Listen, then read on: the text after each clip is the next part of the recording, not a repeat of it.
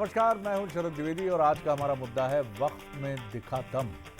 अब पॉपुलेशन का बम, ये पॉपुलेशन का बम कहां से और कैसे और क्यों आ गया, इसे समझने के लिए पहले ये रिपोर्ट देखेंगे और उसके बाद वक्त के बाद पॉपुलेशन की बात कैसे उठी है इसको समझने की कोशिश करेंगे और इसी पर बहस भी करेंगे, डिबेट भी करेंगे शांति से।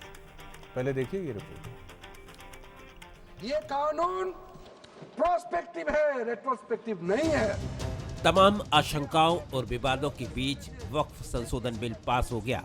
इस पर अभी बहस थमी भी नहीं है कि अब एक नए विवादित विषय पर चर्चा शुरू हो गई है और वो है देश में जनसंख्या नियंत्रण कानून। और ये बहस छेड़ी है साध्वी रितंभरा ने।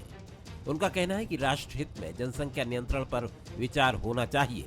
यही नहीं, साध्वी रितंभरा के इस विचार से कांग्रेस के वरिष्ठ नेता विवेक तनखा सहमत नजर आ रहे हैं। देखिए, ऐसा इस देश के अंदर जनसंख्या का भी कानून आना चाहिए, क्योंकि आप जितने मर्जी साधन खड़े कर लो वो कम ही पड़ते चले जाएंगे।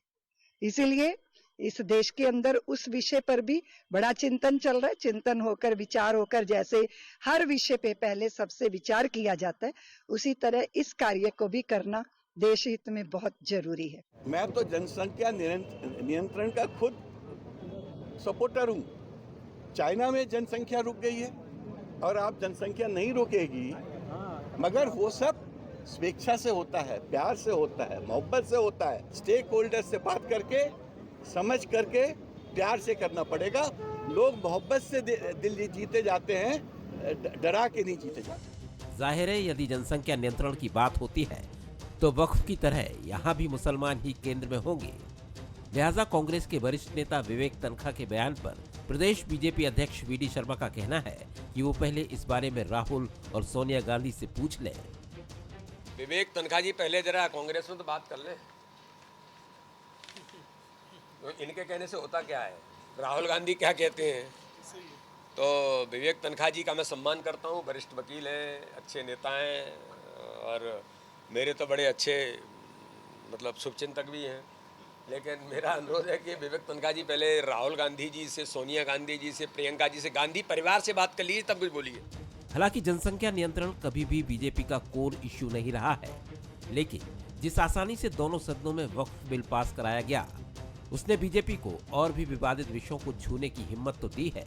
लेकिन यहाँ अब बात यूसीसी की हो रही थी। बीच में जनसंख्या नियंत्रण का मसला आने से सवाल तो खड़े होते ही हैं।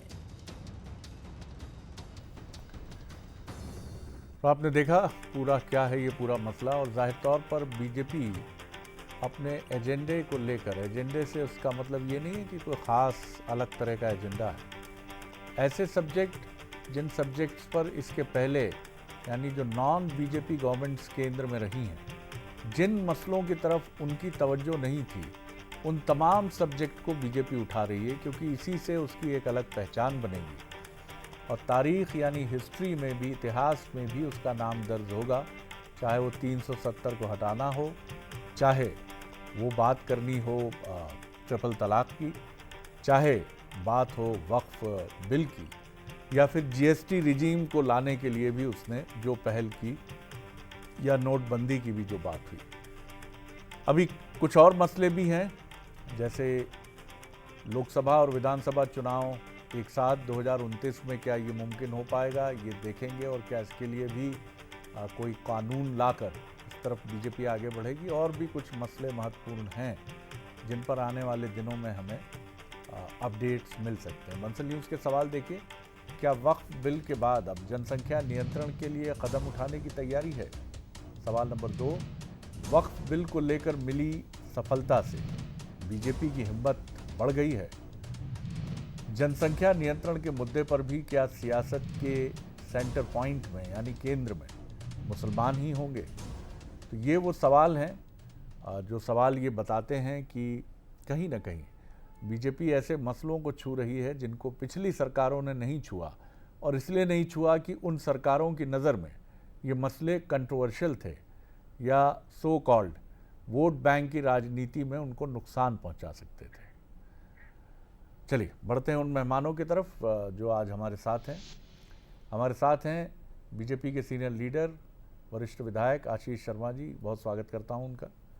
हमारे साथ हैं कांग्रेस के सीनियर लीडर और चीफ स्पोक्स पर्सन संतोष गौतम जी, उनका बहुत स्वागत है। और वरिष्ठ पत्रकार, राजनीतिक विश्लेषक, 3 दशकों से ज़्यादा का अनुभव जिनके पास है, जय नागराज जी, उनका भी मैं स्वागत करता हूँ।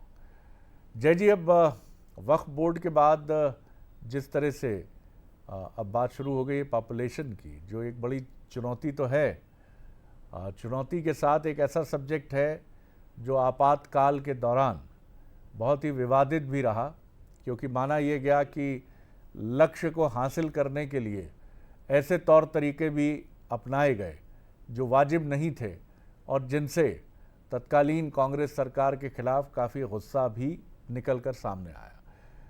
इस विषय को छूना निश्चित तौर पर एक ऐसा सब्जेक्ट है जो संवेदनशील है, और भारत एक ऐसा देश है कि जहां इस तरह के विषय कई बार कहां से किस तरफ चले जाएं। कैसे देखते हैं आप, और क्या आपको लगता है कि ये विषय उठ सकता है अब? शरद जी, यदि हम इसको व्यापक उस पर बात करें, इसमें यदि देश केंद्र में है तो निश्चित रूप से हमें इस पे करना चाहिए। लेकिन यदि हम किसी वोट बैंक या पार्टी या किसी समुदाय की बात करते हैं तो मैं विवेक तनखा जी की बात से सहमत हूँ कि जो भी चीजें हैं वो समझदारी के साथ होनी चाहिए। बात इस समय महत्वपूर्ण ये है कि देखिए, चाइना में इस समय कहीं पढ़ रहा था कि कई बार जनसंख्या का आपका कम होना भी आपके लिए नुकसानदायक हो जाता है। इस समय सबसे बड़ी जो इस समय देश की ताकत है वो ये है कि सबसे ज्यादा युवा आबादी आपके पास में है। बात यह है कि हम युवा आबादी को इस्तेमाल किस तरह से कर रहे हैं। क्या हम उनसे यदि इस आबादी को हम सही तरीके से उपयोग करें तो ये आपकी ताकत बन सकती है और एक बड़ी अर्थव्यवस्था के रूप में हम पूरी दुनिया में अपनी स्थापित हो सकते हैं। चाइना ने वो किया, चाइना ने अपनी बढ़ी हुई आबादी को नियंत्रित जरूर किया लेकिन उसका उपयोग किया, और इसी वजह से आप देखिए कि पूरी दुनिया के बाजार में चाइना छा गया।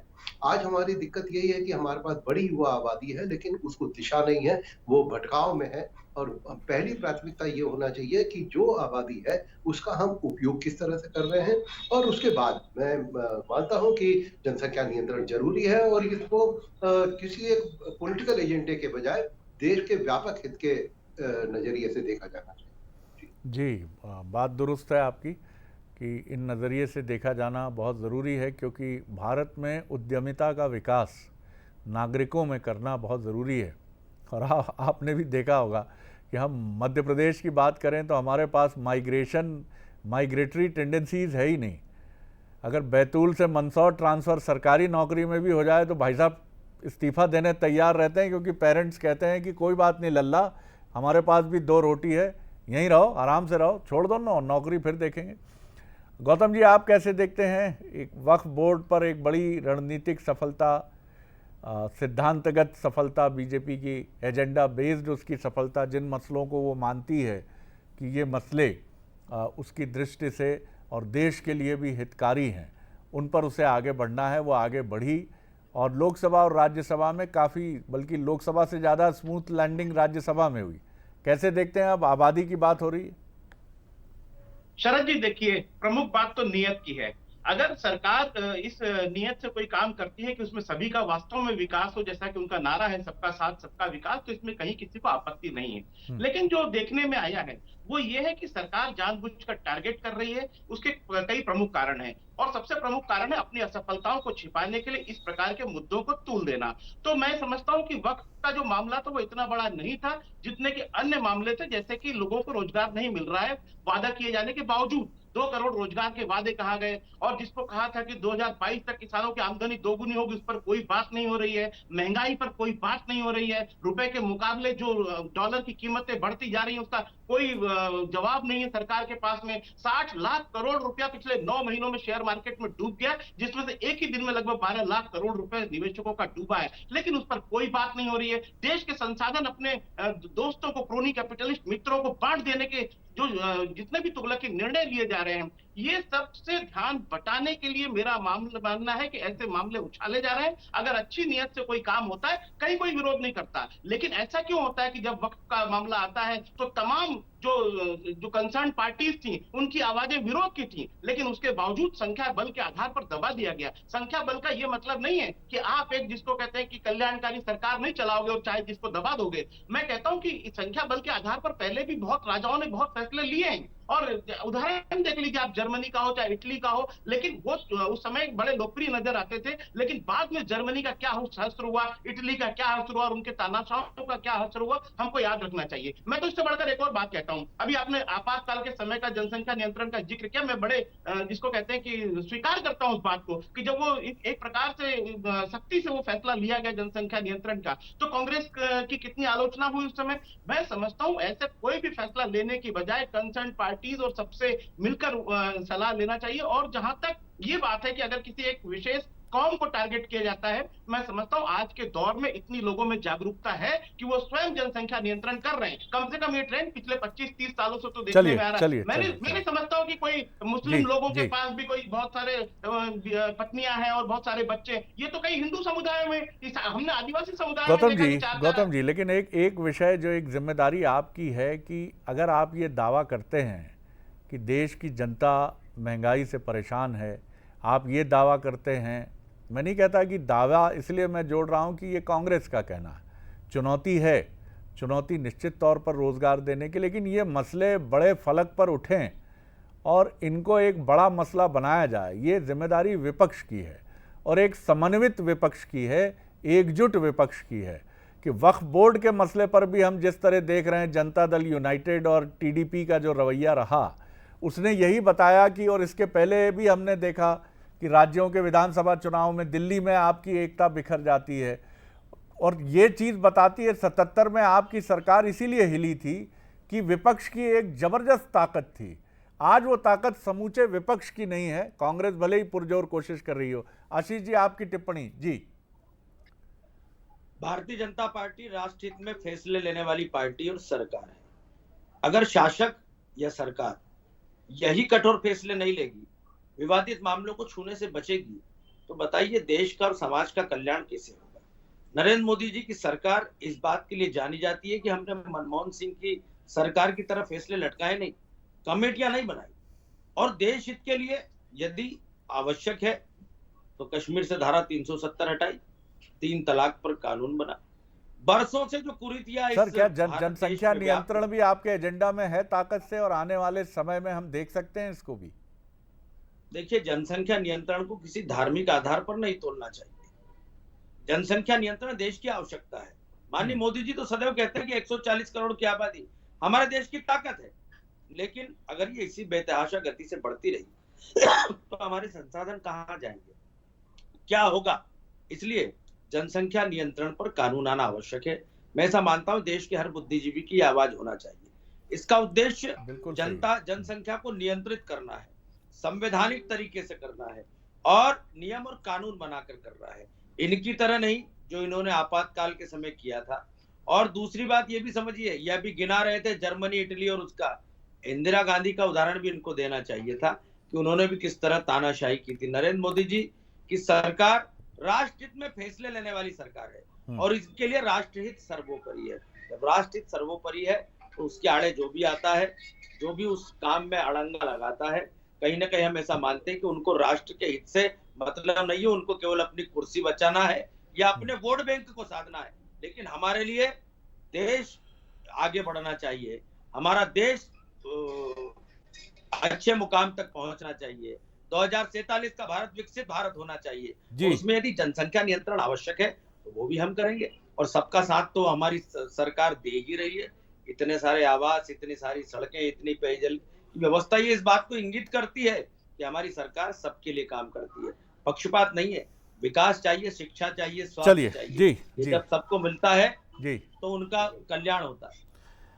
जय जी, मध्य प्रदेश देश के उन राज्यों में है जहां सरकारी कर्मचारियों की नौकरी तीसरे बच्चे के साथ संकट में आती है। और रिसेंटली एक मामला मैं वही तलाश रहा था कि मध्य प्रदेश के छतरपुर ज़िले में एक महिला शिक्षक को तीसरे बच्चे के जन्म के बाद नौकरी से हाथ धोना पड़ा और संयुक्त संचालक शिक्षा विभाग सागर ने उनकी बर्खास्तगी के आदेश जारी किए।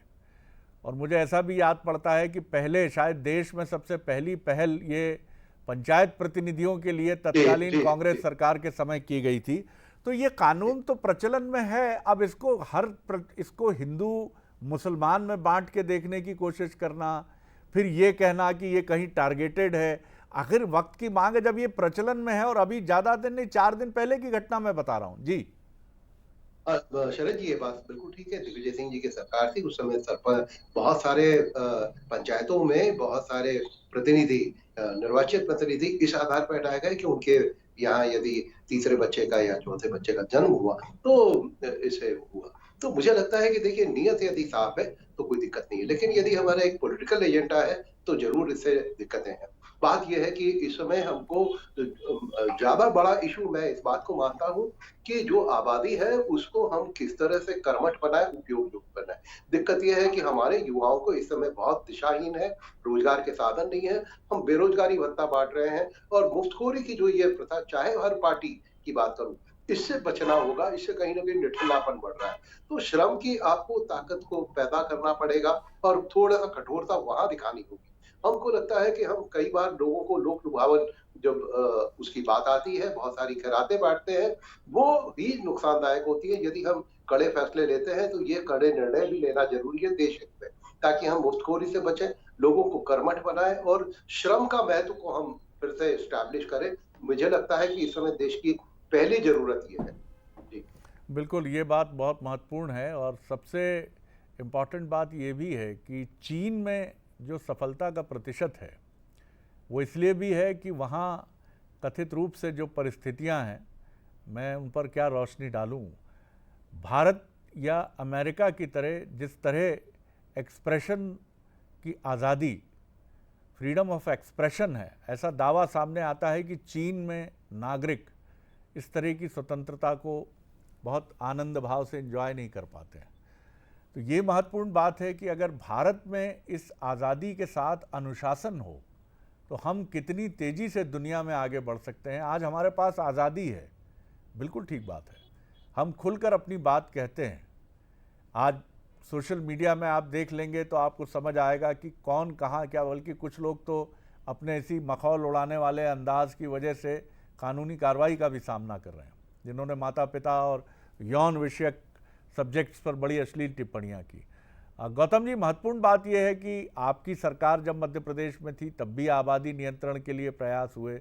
अभी भी 3 बच्चों का कानून जो है वो हमने आपको बताया ही कि एक शिक्षिका जो हैं बुंदेलखंड की, उनके विरुद्ध कार्रवाई हुई है। तो आखिर इस कानून को हिंदू मुसलमान से जोड़ने की कोशिश करना क्या एक रिटोरिक जैसा नहीं लगता? बार बार वही बातें, चाहे मंदिर की बात हो, कश्मीर की बात हो, चाहे ट्रिपल तलाक की बात हो, हर बार वही एंगल सामने आ जाता है हिंदू मुसलमान। देखिए शरद जी, कहीं कोई विरोधाभास नहीं है। मैंने ये नहीं कहा कि कांग्रेस पार्टी जनसंख्या नियंत्रण का विरोध करती है, लेकिन जैसा कि जय नागराज जी ने अपने स्टेटमेंट में कहा कि ये पॉलिटिकली मोटिवेटेड और टारगेट किया हुआ नहीं लगना चाहिए। ये बात महत्वपूर्ण है, क्योंकि आप देखिए, चाहे वक्फ का मुद्दा हो, चाहे जनसंख्या नियंत्रण का मुद्दा हो, चाहे कोई भी इस प्रकार के मुद्दे हो, ऐसा क्यों लगता है कि पॉलिटिकली मोटिवेटेड मुद्दे हैं और एक समुदाय विशेष के खिलाफ लिए जाते हैं ये मुद्दे? तो मेरा ये कहना है कि अगर सच में सबका साथ सबका विकास करने की मंशा है तो जनसंख्या नियंत्रण एक अच्छा कदम हो सकता है, लेकिन क्या इसमें सभी वर्गों को विश्वास में लेकर और ठीक से एक माहौल बनाकर इस बारे में पहल की जाएगी, ये प्रमुख विषय है। क्योंकि जनसंख्या नियंत्रण तो होना चाहिए। अभी चीन की जहां तक बात हुई, तो चीन में जनसंख्या नियंत्रण जब किया गया तो उसके साथ रोजगार में बढ़ोतरी भी की गई। ये नहीं कि मध्य प्रदेश सरकार जैसा कि बेरोजगारी खत्म करने के लिए एक झटके में मध्य प्रदेश सरकार ने बेरोजगारी खत्म कर दी, क्योंकि सभी बेरोजगारों को उन्होंने बोल दिया आकांक्षी युवा, तो अब एक भी बेरोजगार मध्य प्रदेश में नहीं बचा है। ये भले ही मध्य प्रदेश सरकार की सफलता हो कि एक झटके में उन्होंने बेरोजगारी मध्य प्रदेश में समाप्त कर दी, लेकिन मैं समझता हूं ये जनता के साथ धोखा है और अन्याय है। इस प्रकार की घोषणाएं करके बेरोजगारी खत्म करने के बजाय ठोस प्रयत्न करना चाहिए कि धरातल पर कैसे निवेश उतरे। 6 इन्वेस्टर्स मीट का क्या हुआ, कितने उद्योग पहले के आए? ये नहीं कि नई इन्वेस्टर मीट फिर कर दी, अगले साल फिर कर देंगे नई इन्वेस्टर मीट। आप व्हाइट पेपर जारी करिए कि पिछली इन्वेस्टर्स मीट से कितने उद्योग धरातल पर उतरे। चलिए, वक्त कम है मेरे पास, लेकिन महत्वपूर्ण बात यह भी है कि जो आंकड़ों की मैं अगर बात करूं तो आंकड़े ये कहते हैं कि बीते बीते करीब करीब, जितना मुझे ध्यान है कि बीते 5 सालों से, तो मैं भी देख रहा हूं आंकड़ों में ये बात कि आसाम के साथ मध्य प्रदेश देश के उन राज्यों में है जहां बेरोजगारी की दर सबसे कम है।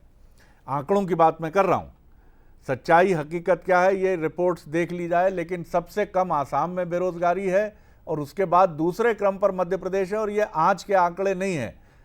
जी आशीष जी। देखने का नजरिया साहब, जाकी रही भावना जैसी प्रभु मुहूर्त देखी तीन तैसी, कल रामनवमी है जी। वक्फ की संपत्तियों का क्या हाल हो रहा है? अगर वक्फ की संपत्तियों को नियमित करने का, नियोजित करने का काम सरकार कोई कानून बनाकर करती है, उसे सांप्रदायिक कहा जाता है। देखिए, देश को देखने का चश्मा बदलिए।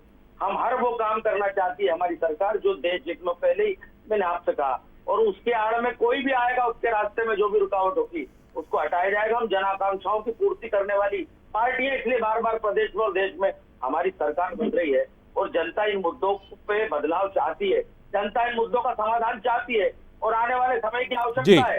यदि हम विश्व की महाशक्ति बनना चाहते हैं तो हमें अपने जनसंख्या के बोझ को थोड़ा कम करना पड़ेगा, और इसलिए सभी को सर्वानुमति बनाकर जनसंख्या नियंत्रण के कानून में आगे आना। जी जी, ये बात बिल्कुल सही है कि बड़े फैसले देश हित में होते हैं। कांग्रेस की सरकार के समय प्रीवी पर्स की समाप्ति हो, जिसको राजघरानों ने बहुत बड़े हमले के तौर पर देखा था, या बैंकों का राष्ट्रीयकरण था, उसको भी एक बड़े हमले के तौर पर देखा गया था। या फिर एक समय ऐसा भी आया जब देश के पंजाब सूबे में धर्मस्थल पर जब सेना का प्रवेश हुआ, तब भी बहुत आपत्ति उठी और उसकी बड़ी भारी प्रतिक्रिया भी देखी गई। लेकिन देश हित में आपको कड़े और कठोर फैसले करने पड़ते हैं, लेकिन आपके समय का फैसला उचित होगा, दूसरी पार्टी के समय का फैसला अनुचित होगा, ये तराजू में तौलने वाली बात नहीं है। सरकारें फैसले करती हैं, इतिहास उनका मूल्यांकन करता है और ये प्रक्रिया सतत रूप से ऐसे ही चलती है। लेकिन ये सही बात है कि कोई भी सरकार अपनी ज्ञात चेतना में कभी भी जनता को नाराज करने वाला या पीड़ित करने वाला फैसला नहीं लेने का प्रयास करती है, चाहे पार्टी कोई भी हो। बहुत शुक्रिया आप तीनों मेहमानों का। नमस्कार।